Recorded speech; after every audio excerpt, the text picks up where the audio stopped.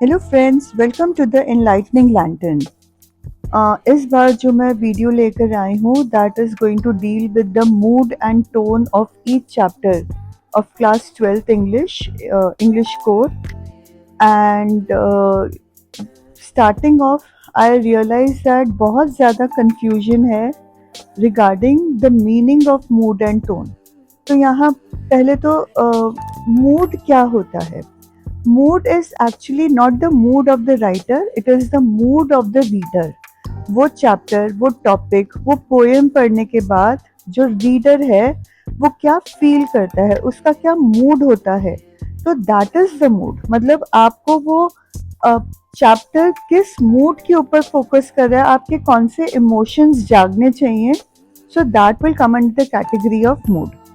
Second is what is a tone. Tone होता है कि राइटर क्या टोन यूज करता है to create that specific mood in the reader. मतलब मैं अगर हंसी मजाक करूंगी आपके साथ तो आपको गुस्सा नहीं आएगा, मेरा टोन थोड़ा सा सटायरिक होगा या गुस्से वाला होगा तो आपको गुस्सा आएगा, है ना। अगर मैं आपके ऊपर I satire on you, I cast some aspiration on you, तो मेरे उस हरकत से आपको गुस्सा आएगा। अगर मैं कोई जोक बोलूंगी तो आप उससे हंसोगे। So that is what is meant by the tone of the chapter, कि राइटर ने किस टोन में चैप्टर को लिखा है जिससे आपको उस चैप्टर की बारीकियां समझ में आती हैं। ये तो हो गया with what is meant by the mood and tone of a chapter. But you need to understand that the mood and tone will differ with every extract. कोई पैराग्राफ आता है, कोई स्टैंजा आता है, तो उसमें हो सकता है कि जनरल मूड और टोन नहीं होएगा। अगर एक्सट्रैक्ट बेस्ड क्वेश्चन है तो आपका जो मूड और टोन होगा that has to deal with the specific mood and tone used in that particular specific stanza or passage or extract. तो इस चीज का ध्यान रखना है।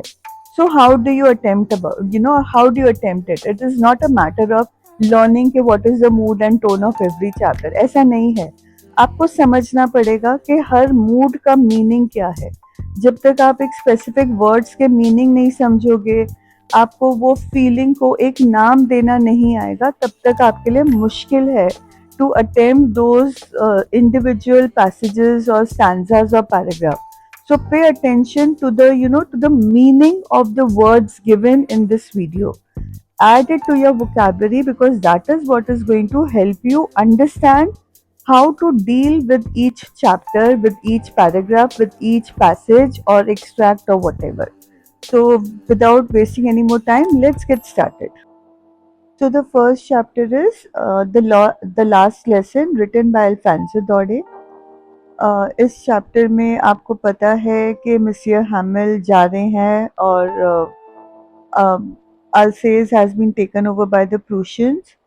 So when you read about having lost their language, when Monsieur Hamel talks about how he has lost the chance of teaching German language, तब उनका मतलब हमारे अंदर वो सुनकर हमारे अंदर कौन सा मूड क्रिएट होता है, that is nostalgic and regretful.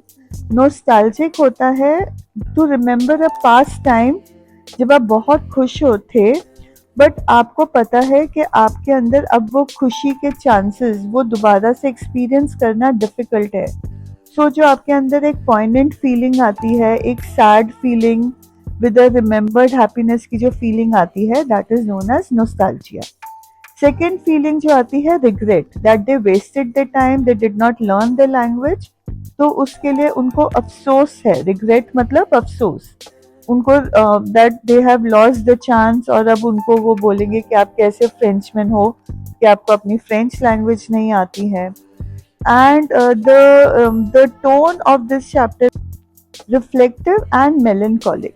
Reflective का मतलब होता है कि जो आपने पास्ट में काम किया है उसके बारे में इंट्रोस्पेक्ट करना, उसके बारे में सोचना, और किसी यू रियलाइज योर फॉल्ट, तो दैट इज रिफ्लेक्टिव। जैसे मिस्टर हैमिल याद करते हैं कि उन्होंने बच्चों को प्लांटिंग वाटर करने के लिए भेज दिया था प्लांट्स को, तो उनका जो टोन है वो रिग्रेटफुल है।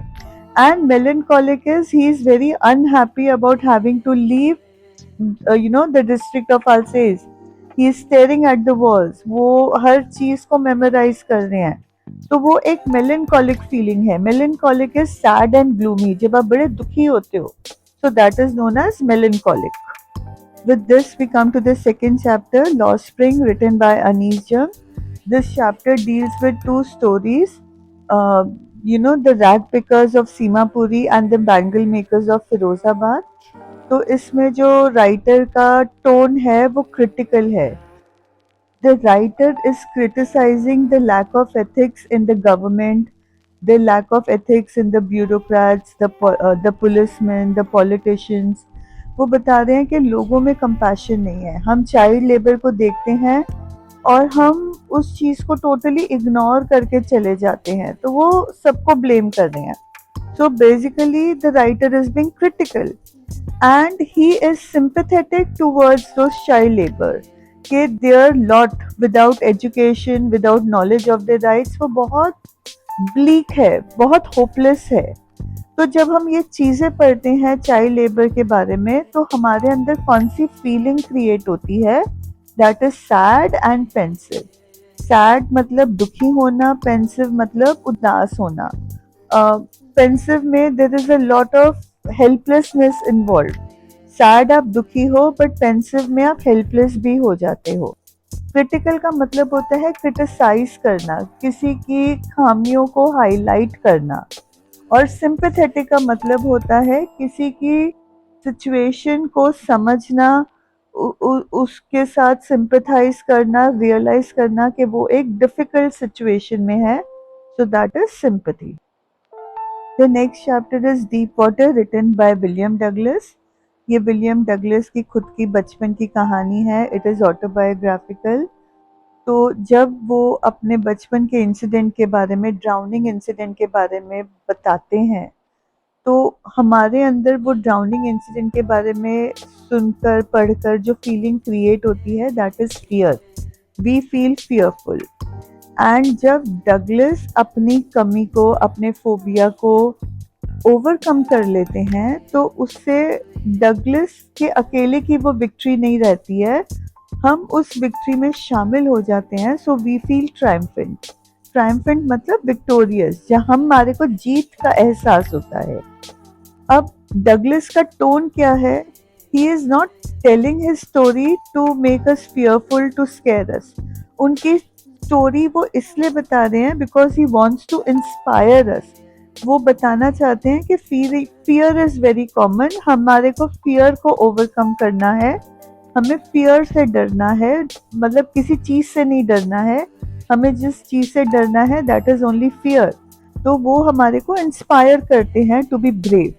और उनका जो टोन है वो बिल्कुल ये नहीं कहते कि आप फियर को ओवरकम नहीं कर सकते. वो हमें एनकरेज करते हैं कि अगर आप कंसिस्टेंट होगे, डिटरमिन्ड होगे, then there is no way you will not be able to overcome your fear. He is encouraging us. वो हमारे को बढ़ावा दे रहे हैं. एनकरेज मतलब बढ़ावा देना, इंस्पायर मतलब कुछ कर गुजर जाने की हमारे अंदर फीलिंग जगाना. In the next chapter, the rat trap, we come across the rat trap, sorry, written by Selma Lagerlof. It is more of a fairy tale. हमारे को मतलब ये जो कहानी है, इसमें एक मॉरल लेसन लिखाया गया है through some personal experiences of the rat trap seller. जब हम ये स्टोरी पढ़ते हैं तो we come across the fact कि रैट ट्रैप सेलर ने क्रॉफ्टर के यहाँ से चोरी करी, तो एक सस्पेंस क्रिएट होता है. जब उसको आयरन मास्टर अपने घर इनवाइट करता है, एडला अपने घर इनवाइट करती है, तो एक सस्पेंस क्रिएट होता है. हम एक्सपेक्ट करते हैं, हम आगे की सोचने लग जाते हैं कि अब क्या होएगा, क्या ये पकड़ा जाएगा, क्या ये फॉरेस्ट से बच के बाहर निकल पाएगा. जब चर्च में अनाउंस होता है कि कोई रैट ट्रैप सेलर से रिजेंबल करते हुए ने क्रॉफ्टर के यहाँ से चोरी किया है, तो हमारे अंदर एक सस्पेंस क्रिएट होता है कि what is going to happen. So the mood is one of suspense, कि एक एंटिसिपेशन क्रिएट हो गया है कि अब क्या होगा, दैट इज सस्पेंस. होपफुल होता है कि हम देख रहे हैं के जो रैट ट्रैप सेलर है उसको पहली बार एडला ने इतने अच्छे से ट्रीट किया है, क्रॉफ्टर ने उसको अच्छे से ट्रीट किया है, बट वो क्रॉफ्टर के घर चोरी करता है। तो जब एडला अच्छे से ट्रीट करती है और सेल्फलेसली ट्रीट करती है, तो हमारे अंदर एक होप जागृत होता है with the change with the kind attitude of एडला कि रैट ट्रैप सेलर में कुछ तो चेंज पॉजिटिव आएगा, तो हमारे अंदर एक होप क्रिएट होती है फॉर गुडनेस इन ह्यूमैनिटी। अगर हम टोन की बात करें तो सेल्मा लागरलॉफ ने she has used a philosophical tone, deep thought में लेकर गई है when she talks that trap seller के थॉट्स के बारे में बात करती है कि the entire world is a rat trap, वो रिचेस पावर सब बेट है। तो ये एक फिलोसॉफिकल टोन है, ऑल्दो इट्स नेगेटिव बट ये फिलोसॉफिकल है। फिर उसके बाद जब रैट ट्रैप सेलर उसकी काइंडनेस को रिपे करता है बाय रिटर्निंग द 30 क्रोनॉस, तो यहाँ पे उसकी जो टोन है वो रिफ्लेक्टिव होती है। He is reflecting upon his mistakes, he is reflecting upon the fact that the world had been unkind to him, but now he has seen genuine kindness in people। तो उसके अंदर एक genuine change आया है और इसीलिए अब वो he is going to live his life like a captain with dignity. तो ये उसने रिफ्लेक्ट किया, रिफ्लेक्ट मतलब अपने एक्शंस के बारे में सोचना, इंट्रोस्पेक्ट करना और रियलाइज करना कि मैं कहाँ गलत था और उस गलती को सुधारना। So that is reflective tone when you think about your actions. In the chapter Indigo written by Louis Fisher, it is all about the Indian struggle for independence, कैसे farmers ब्रिटिशर्स से डरते थे, how under the guidance of Gandhi ji they learned their rights, they fought for their rights। So the mood, जब हम वो struggle के बारे में पढ़ते हैं तो हमारा जो मूड होता है वो डिटर्मिन्ड होता है। हम राजकुमार शुक्ला की तरह रेजोल्यूट और डिटर्मिन्ड बनना चाहते हैं। हमें समझ में आता है कि अगर हमने कोई गोल रखा है लाइफ में तो उसको अचीव करने के लिए हमें डिटर्मिन्ड होना है। अगेन गांधी जी की कंसिस्टेंट एफर्ट्स, सिस्टमैटिक एफर्ट्स, उनका प्रिंसिपल ऑफ वर्किंग जो है वो हमें एनकरेज करता है to take the right step to win or मतलब to win whatever we want to achieve in life. देखो लाइफ में जो आप चाहते हो वो अचीव करना, मतलब चाहे आप सही रास्ते से अचीव करना चाहो, चाहे आप गलत रास्ते से अचीव करना चाहो, सही रास्ते से अचीव करना थोड़ा मुश्किल होता है। बट गांधी जी की स्टोरी हमें बताती है, when he talks about Charles Pierre Andrews, कि even by following our own our own right way of doing things, चाहे वो थोड़ा स्लो हो, but finally the victory can be ours, right. हमारे को गलत के ऊपर डिपेंडेंट होने की ज़रूरत नहीं। अब लुइस फिशर ने गांधी जी का टोन क्या बताया है throughout the chapter is inspiring. Gandhi ji के एक्शंस ने लोगों को इंस्पायर किया to unite, to work as one, to beat the British, to make them realize their mistakes। तो वो टोन इंस्पायरिंग है और assertive है। इंस्पायर करना मतलब एनकरेज करना, it's almost a synonym for encourage, कुछ अच्छा करने के लिए आपको प्रोत्साहित करना। assertive टोन होता है अ पॉजिटिव टोन। आपको मैं बोलूँ, आपको चैलेंज करूँ कि आप कर ही नहीं सकते हो, तो आप मुझे गलत दौरान मतलब गलत प्रूव करने के लिए वो करोगे, तो मेरा टोन असर्टिव नहीं है। मेरा टोन असर्टिव होगा जब मैं बोलूँ आपको, आप सोचो कि मैं नहीं कर सकता और मैं असर्ट करूँ, नहीं आप कर सकते हो, आप में ये क्षमता है करने की। So my tone is now assertive when I believe in you, when I say that you can do it. Gandhi ji believe in the people that if they became united, they could stand up for their rights, they could fight the British and they could win, जो उनकी share cropping की problem है उसको वो defeat कर सकते थे, वो अपनी लाइफ को बेटर बना सकते थे। Okay, now Poets and Pancakes written by Asoka Mathuran is all about the people working at the Gemini Studios। जब ये हम स्टोरी पढ़ते हैं, मतलब एनेक्डोट्स पढ़ते हैं, तो हम उनकी बातों पर हँसते हैं। जो मूड हमारे अंदर क्रिएट होता है वो ह्यूमरस होता है, लाइट हार्टेड होता है, मतलब हमारा मन हम उसके साथ एम्पैथाइज़ करते हैं और हम हँस देते हैं। एट द सेम टाइम जब हम हँस रहे होते हैं हमारे अंदर एक सटायरिकल फीलिंग भी जाग रही होती है कि लोग देखो कितने दोगले हैं, राइट? जब सुब्बू के बारे में बात करते हैं तो हमें पता चलता है कि उसका नेचर कितना डुअल है। दिखने के लिए वो एक जेन्युइन कैरेक्टर है, बहुत हेल्पफुल है, चैरिटेबल है, बट उसके पीछे he has used his caste, his being a Brahmin to gain heights, to get success in his career. Office boy पे हमें गुस्सा भी आता है क्योंकि वो अशोकामित्रन लिखते हैं कि मेरा कान खाता रहता है, but at the same time हम उसकी फ्रस्ट्रेशन के साथ भी सिंपैथाइज करते हैं। सो एवरीवेयर यू सी, चाहे वो एमआरए के बारे में बता रहे हैं, चाहे वो कम्युनिज्म के बारे में बता रहे हैं, चाहे वो लीगल एडवाइजर के बारे में बता रहे हैं, तो हमारे अंदर जो फीलिंग क्रिएट होती है that is both light hearted, हम हंसते भी हैं, but at the same time एक सटायर भी होता है कि लोग कितने हिपोक्रिटिक हैं, कितने डबल फेस्ड हैं, उनके हर एक्शन के पीछे कितने डबल मीनिंग्स होते हैं। तो उस चक्कर में it become satirical and light hearted at the same time. Now to achieve this effect Ashoka Mitra ने कौन से डिवाइसेस को यूज किया है? So he has used humour in his tone. उनका जो टोन है वो वो क्रिटिसाइज भी कर रहे हैं, बट वो क्रिटिसाइज इतना ह्यूमरसली कर रहे हैं, इतना लाइट हार्टेडली कर रहे हैं कि हमें अशोका मित्रन पे गुस्से नहीं आता।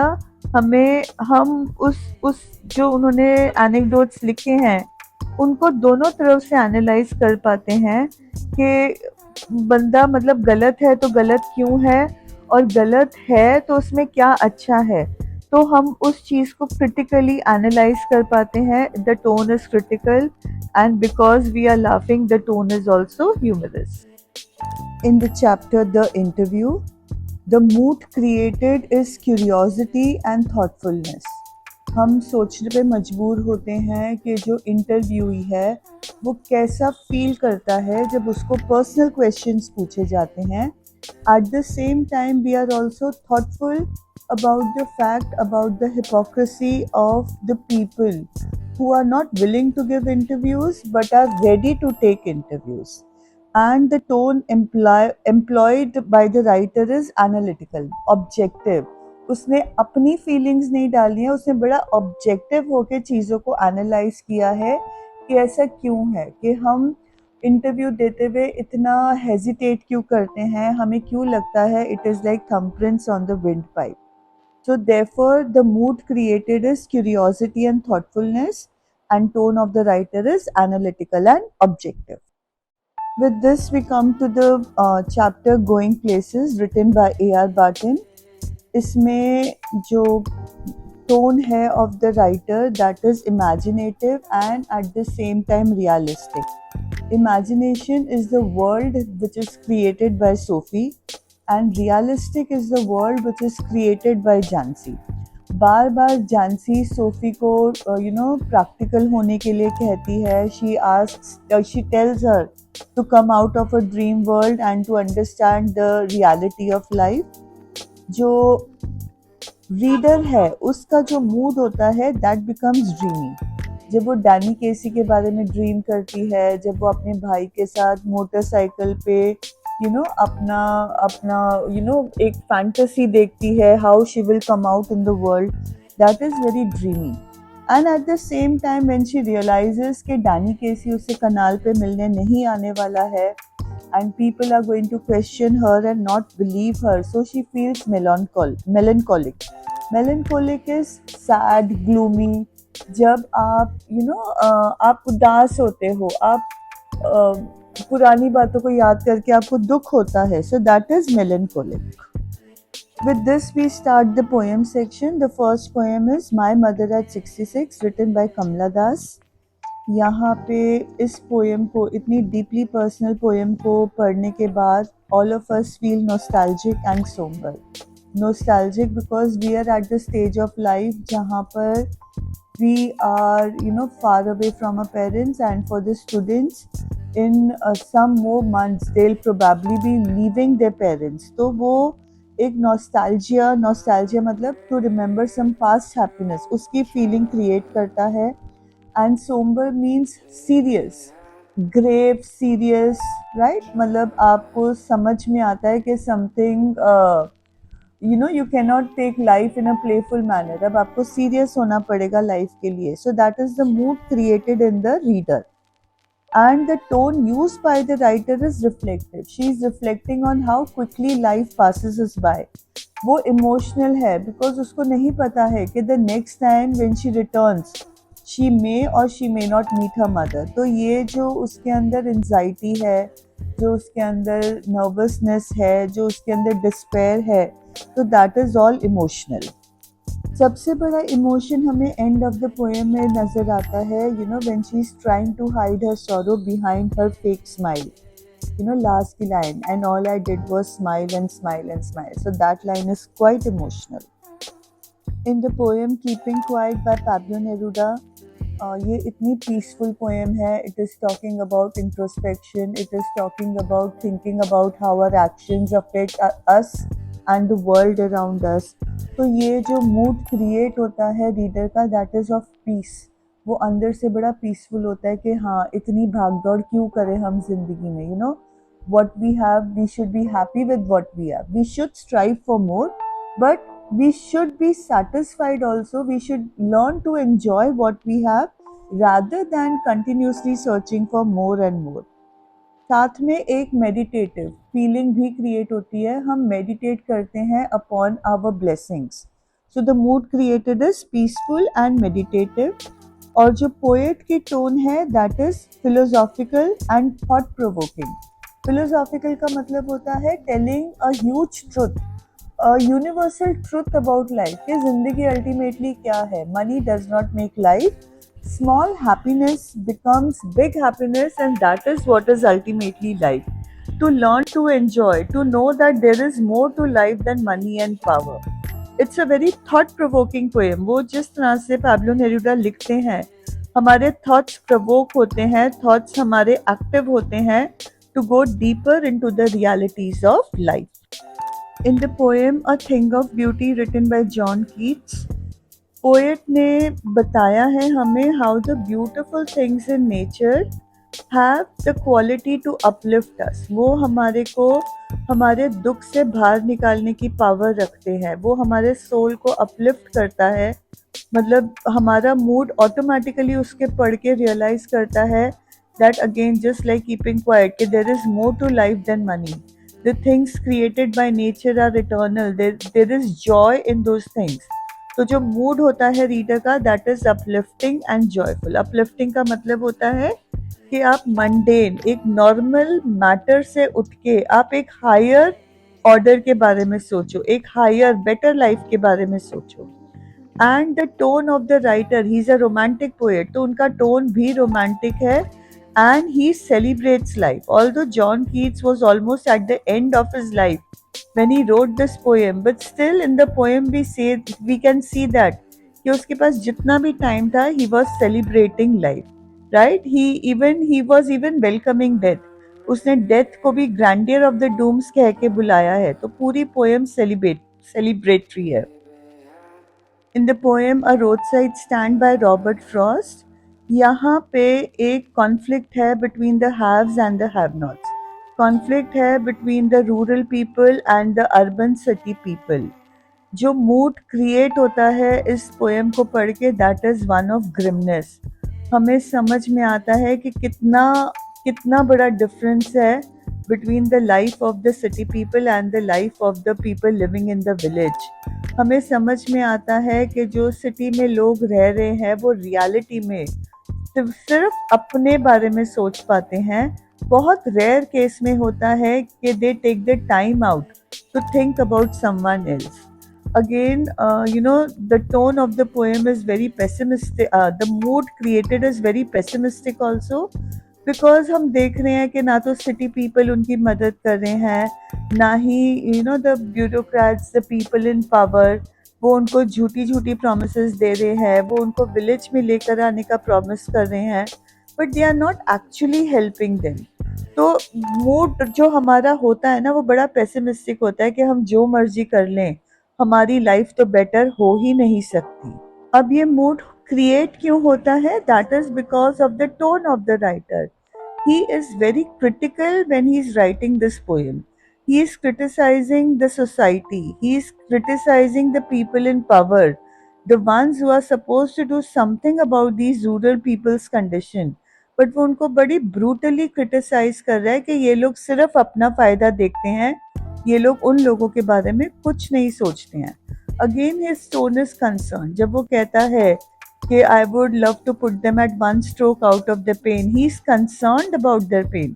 वो बोलता है कि अगर मेरे बस में होता तो मेरी ये कंप्लेन नहीं होती कि the city people do not pay attention to me. मेरा कंप्लेन कुछ और ही होता. तो वो पूरे पोएम में हमें नजर आता है that he is concerned about the rural people. So his tone is both critical and concerned. Critical मतलब उनकी बुराइयों को ओपनली बताना, और कंसर्न का मतलब होता है किसी के बारे में चिंता करना. In the poem Aunt Jennifer's Tigers by Adrienne Rich, the mood of the reader becomes oppressive and at the same time hopeful. Oppressive because we can feel the oppression of Aunt Jennifer at her husband's hand. We can see her fingers fluttering through the wool. We can see her desire to be as free as the tigers and realize that this freedom is out of our reach. So we feel oppressive. But we feel hopeful because at the end we can see the tigers are prancing about. Aunt may be dead, but her desire to be free is still there. It still exists. So, the poem leaves us feeling hopeful. Again, as I've already explained in class, it could also be a pessimistic mood which is created because Aunt could not attain her freedom. But still, the overlying mood, the biggest mood that we are left with is optimism that things can be better. Now, to create this mood, we can see that Adrienne Rich has used the device of, realistic writing. Her writing is feministic. She is writing from the female point of view. Women की तरफ से, women की feelings के बारे में वो बात कर रही है. वो अंकल ऐसा क्यों कर रहा है, अंकल के बारे में बिल्कुल बात नहीं कर रही है. We are just talking from the feminine point of view. So the tone is feminist and it is realistic. That the fact that aunt Jennifer की डिज़ायर अनफुलफिल्ड रहेगी. आंट जेनिफर की जो लाइफ है वो अनफुलफिल्ड है. She may die with her dreams unfulfilled. So the tone is realistic, but at the same time, it leaves us with a feeling of optimism and hope. With this, we now start with the chapters in Vistas. The first chapter is The Third Level by Jack Finney. The mood created after reading this chapter is dreamlike and nostalgic. Dreamlike because, the city of Galesburg is being described as a very idyllic town. He talks of his grandfather living in an idyllic fashion in a very nostalgic manner. We are forced to remember the pre-war days when life was not very difficult for the Americans and the British.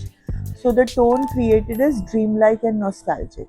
Please, एक gentle reminder है that don't think of it from the point of view of an Indian. Indians के लिए the period of 1894-1897 बहुत stressful था because we were under the British rule. But for British and the American it was a very idyllic time. Now the tone employed by Jack Finney is mysterious and reflective. Mysterious because we are left wondering whether the third level exists or not, right? हमें नहीं पता है. जिस तरह से chapter लिखा गया है, by the end we keep on believing that कि थर्ड लेवल है या नहीं है. क्या वाकई में ही उसने टाइम ट्रैवल किया? Was he able to reach the third level? क्या सैम वाकई में ही गेल्सबर्ग पर चला गया? So we are left with that with that mysterious notion in on reading that chapter. और रिफ्लेक्टिव इसलिए है बिकॉज हम सोच में पड़ जाते हैं कि what have we made of our life. हमारी लाइफ सिंपल होनी चाहिए थी, प्रेजेंट होनी चाहिए थी, but it is full of stress, worries and anxieties. We are running a rat race. तो हमें रिफ्लेक्ट करना पड़ता है कि हम क्यों ये सब कर रहे हैं, हम क्या हमारी लाइफ में हम भी एस्केपिज्म की तरफ भाग रहे हैं. So the tone created is one of mysteriousness and the tone used is the tone of mysterious happenings and reflective. He's talking about ऐसा क्यों हुआ. The next chapter is The Tiger King by Kalki. Over here, मतलब हर video में मैंने बोला है, the mood created is satirical and reflective. अब इस मूड को समझने के लिए, before I talk about the mood, I need to talk about the tone. The tone of Kalki in this chapter is critical. It is ironic. He has used a lot of humor to create the mood of satire. He is criticizing the Indian political government. He has used the device of irony to the hilt.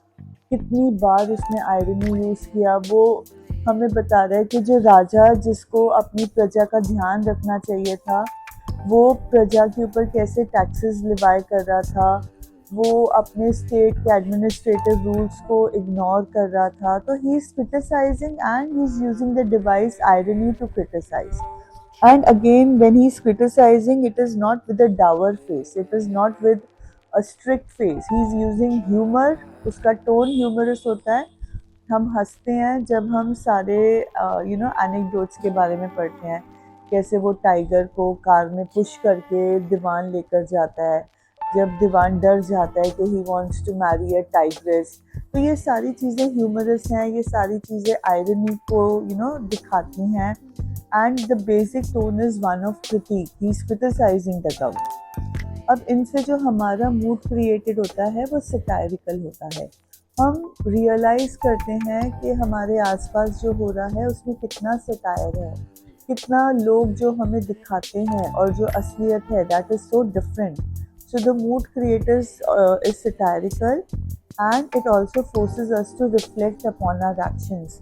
It forces us to reflect कि हम खुद को बचाने के लिए दूसरों को harmless creatures को कितना नुकसान पहुंचाते हैं. So the mood created is of satire and reflection.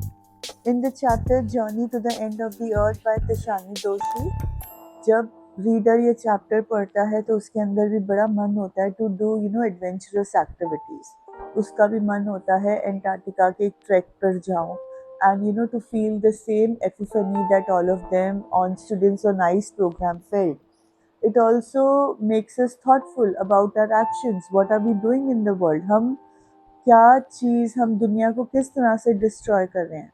Adventurous होता है कि जब आप अनोखे एक्सपीरियंसेस के लिए जाते हो, that is known as adventure. अब इस चीज़ को क्रिएट करने के लिए तिशानी दोशी का जो टोन था वो इन्फॉर्मेटिव था. She gave us a lot of information कि वो ऐसे लगता है, मतलब it is unmarked by human presence. दूर दूर तक आप देखोगे तो आपको बस स्नो एंड वो ब्लू होराइजन नज़र आता है. Nothing has been marred by human activities. She has given us such a lot of information कि एंटार्क्टिका एक ट्रॉपिकल कॉन्टिनेंट से, एक सुपर कॉन्टिनेंट से, गोंडवाना से, how did it turn into Antarctica? In fact, we can almost visualize the different continents drifting off into the 4 different directions. So जो tone है वो बड़ी इन्फॉर्मेटिव है, मतलब वो बहुत इन्फॉर्मेशन हमारे को, सील क्रैब्स, फाइटोप्लैंक्टन्स, बहुत इन्फॉर्मेशन वो हमें देता है कि कैसे अगर सिर्फ एंटार्क्टिका में कोई चेंज आता है तो पूरा का पूरा वर्ल्ड, सारे करंट्स अफेक्ट हो जाएंगे, पूरा फूड चेन अफेक्ट हो जाएगा. Now with this information we are forced to reflect upon our actions कि अगर हमने अपने एक्शंस को नहीं सुधारा तो पूरे का पूरा वर्ल्ड जो है वो हमारे एक्शंस की तरह ह्यूमंस के लिए डिस्ट्रॉय हो जाएगा. जैसे डायनासोर्स एक्सटिंक्ट हुए हैं तो ह्यूमंस के लिए भी फ्यूचर जो है वो बहुत ब्लीक है. बट तिशानी दोशी ने लास्ट में एक उम्मीद छोड़ी है, that with programs like Student on Ice, there is a lot has happened in the last million years and a lot can happen in the next million years. तो हम जब इस चीज़ के ऊपर रिफ्लेक्ट करेंगे तो पॉसिबिलिटी है that humans may change themselves. The next chapter that we are going to study is The Enemy by Pearl S. Buck. The enemy में जब हम अमेरिकन प्रिजनर और सदाओ के आमने सामने की बात करते हैं और जब वो सर्वेंट्स का एटीट्यूड और जनरल को वो जाके ट्रीट करना है, मैसेंजर आता है, तो जो हमारा मूड क्रिएट होता है दैट इज़ वेरी टेंस कि अब क्या होगा, ये क्या डिसीजन लेगा, क्या टॉम मर जाएगा। तो जो मूड क्रिएट होता है दैट इज़ टेंस, परेशान होना। And at the same time we also feel compassionate, you know, although Hana जो है she is taking care of the American, but उसके अंदर भी एक डिस्गस्ट है कि मुझे उस वाइट मैन को टच करना पड़ रहा है, बट उसका कंपैशन जो है वो उसके रेसिज्म को, उसके डिस्गस्ट को ओवर पावर करता है। इवन सदाओ इनिशियली जब ऑपरेशन करता है तो he is very annoyed with Tom for causing distress to Hana, but operation के दौरान में he completely forgets that he is treating his enemy and addresses him as his friend. जब general अपने Assassin's को नहीं भेजता है तब भी सदाओ का एक कंपैशनेट नेचर जो है वो बाहर आता है और वो एनिमी को, अमेरिकन प्रिजनर को एस्केप करने में मदद करता है। तो हमारे अंदर भी एक कंपैशन जागता है कि हमें भी लोगों को मारने की बजाय ह्यूमैनिटी को सेव करने के बारे में सोचना चाहिए। अगर हम ये कंपैशन अपने मूड में, अपने स्वभाव में रखेंगे, then the world can become a much better place. Now, in order to achieve this mood, the tone used by Pearl is thoughtful and humanitarian. वो थॉट प्रोवोक करता है कि सारे अमेरिकन बुरे नहीं, कुछ अमेरिकन्स थे लाइक द प्रोफेसर जो पार्टीज रखते थे, like the anatomy professor who always advocated kindness with a knife, then the landlady who looked after Sadao. So all these things create a thought provoking, you know, इन चीज़ों को डालने के लिए जो Perl का टोन है वो बड़ा थॉट प्रोवोकिंग है।